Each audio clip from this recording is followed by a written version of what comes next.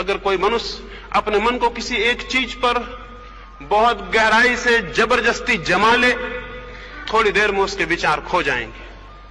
लेकिन विचार ही नहीं खोएंगे, थोड़ी देर में उसका होश भी खो जाएगा, वो मूर्छित हो जाएगा।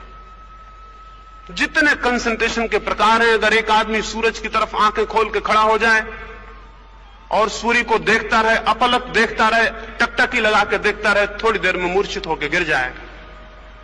एक आदमी अगर दिए के पास बैठ जाए और उसकी लौ को बिना आंख को झपाए 5 मिनट तक देखता रहे, वो अपने आप वहीं सो जाएगा। एक आदमी बैठा हुआ घंटे भर तक राम राम राम राम करता रहे, बिल्कुल दूसरे विचार को भीतर न घुसने दे, राम की ध्वनि को दोहराता रहे, जप करता रहे, जिसे जप कहते हैं, घंटे भर में मूर्छित हो जाएगा।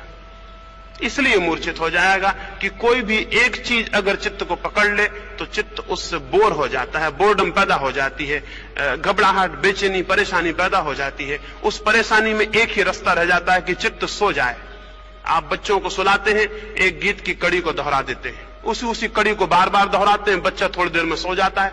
आप सोचते होंगे कि आपके संगीत के कारण सो रहा है। एक ही कड़ी को बार बार सुनने से उसके भीतर बोर्डम पैदा होती है, उसका चित्त घबरा जाता, ऊब जाता है, ऊबने की वजह से नींद आ जाती। किसी भी चीज से ऊब जाए तो नींद आ जाएगी। सभाओं में आपने देखा होगा, अनेक लोग सो रहे हैं, बोलने वाले समझते हैं कि सोने वालों की गलती है, केवल बोलने वाला इस भांति बोल रहा है कि लोग ऊब गए हैं और नींद आ गई है। सुनने वालों की कोई गलती नहीं होती, वो बोलने वाला इस भांति बोल रहा है कि लोग ऊब गए हैं, ऊब की वजह से नींद आ गई। अगर चित्त ऊब जाए तो चित्त सोना चाहता है, अगर चित्त सजग रहना चाहे तो उसके लिए ऊब नहीं होनी चाहिए। किसी भी भांति चित्त को उबा दें, घबरा दें, परेशान कर दें तो वो सो जाएगा। ये तरकीब दुनिया में मिल गई तो लोगों ने न मालूम कितने प्रकार के जप निकाल लिए, कितने तरह की मालाएं निकाल ली। अब एक ही माला की गुरियों को आप सरकाते रहें, वही गुरिया बार बार सरकेगा। अगर चित्त उसी में लगा रहा, थोड़ी देर में चित्त सो जाएगा। और चित्त को सुला देने से विचार तो बंद हो जाएंगे, लेकिन विवेक नहीं जागेगा। विचार का बंद हो जाना ही काफी नहीं है, विवेक भी जागना चाहिए।